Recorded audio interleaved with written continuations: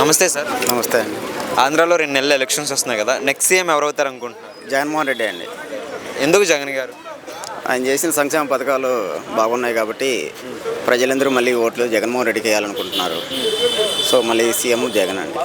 అంటే ఈ 4.5 సంవత్సరాల పాలనలో మీకు బాగా నచ్చింది ఏంటి? ఆరోగ్యశ్రీ మెయిన్ అండి. వాలంటరీ వ్యవస్థ బాగుంది. రైతు భరోసా బాగుంది.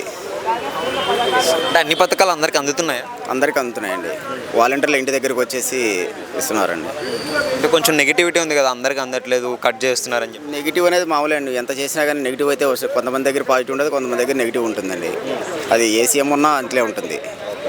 అందరు 100% పాజిటివ్ రావాలంటే కష్టం. అంటే వాలంటీర్ వ్యవస్థ అండ్ అలాగే సచివాలయాలు కొత్తగా వచ్చినాయి జగన్ గారు వచ్చిన తర్వాత. సో వాటి ద్వారా మీకు ఏం యూజ్ అవుతుంది? మామూలుగా పేదలకి ఇంటి దగ్గరికి వచ్చేస్తున్నారండి. ఏ ప్రాబ్లం ఉన్నా కానీ చేసి వాళ్ళే సాల్వ్ చేసి ఇచ్చేసి వెళ్తున్నారు. మెయిన్ అదే. ఇంతకుముందు అయితే కష్టపడేవాళ్ళు, మండలం కాడి తిరగడం, అక్కడ తిరిగి ఇక్కడికి, వాళ్ళ దగ్గరికి వీళ్ళ దగ్గరికి. ఇప్పుడు అన్నీ ఏం లేవు, వాళ్ళే చూసుకుంటున్నారు.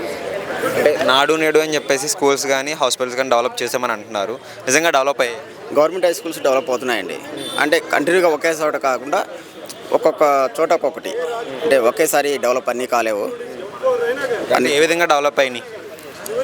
మళ్ళీ మోడిఫికేషన్ చేస్తున్నారండి. కొత్త స్కూల్ ఇవ్వడము, అక్కడ ఉండే ఫర్నిచర్ మార్చేసి టీవీలు డిజిటల్ పెట్టడము, ఇంగ్లీష్ మీడియం పెట్టారు.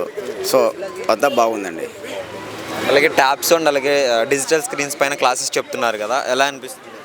బాగుందండి. పెద్ద స్క్రీన్లు పెట్టేసి బాగా డిజిటల్ బాగా చేస్తున్నారండి. మరి ఇప్పుడు షర్మిల గారు ఆపోజిట్గా మాట్లాడుతున్నారు జగన్ గారికి. సో ఏమైనా నెగిటివ్ అయ్యే ఛాన్సెస్ ఉందా జగన్కి? ఏం నెగిటివ్ కాదండి. ఏం నెగిటివ్ కాదు. కాంగ్రెస్ పోయినంత మాత్రం ఓట్లు అయితే పడవండి.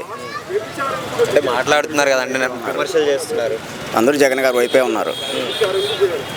మరి చంద్రబాబు నాయుడు గారు పవన్ కళ్యాణ్ గారు కలిసి వస్తున్నారు, బీజేపీ కూడా అంటున్నారు. మొత్తం కలిసి వస్తున్నారు, సింగిల్గా వస్తున్నారు జగన్ గారు. సో మరి ఎలా ఉండబోతుంది ఎలక్షన్? కలిసినా కానీ ఏం కాదండి. 120 సీట్స్ ఈజీగా వస్తాయండి. అంటే ఇల్లులు కూడా ఇచ్చారని చెప్పేసి అంటున్నారు. అందుని ఇందిరం పథకాలు జరుగుతున్నాయండి. కన్స్ట్రక్షన్లో ఉన్నాయి. ఇంకా కంప్లీట్ కాలేదు కదా. కొంతమంది అయిపోయినాయి, అయిన వాళ్ళకి అయినాయి. ఇళ్ళ పట్టాలు ఇచ్చారు. భూమి మళ్ళీ రీసర్వే జరుగుతున్నాయి. అన్నీ బాగానే ఉన్నాయండి. హాస్పిటల్స్ ఎలా ఉన్నాయండి? హాస్పిటల్స్ బాగున్నాయండి. సో యాత్ర 2 మూవీ వచ్చింది కదా జగన్ గారికి సంబంధించి, చూసారా? ఇంకా చూడలేదండి. అది మూవీ చూడాలండి. రేపు వెళ్తామండి.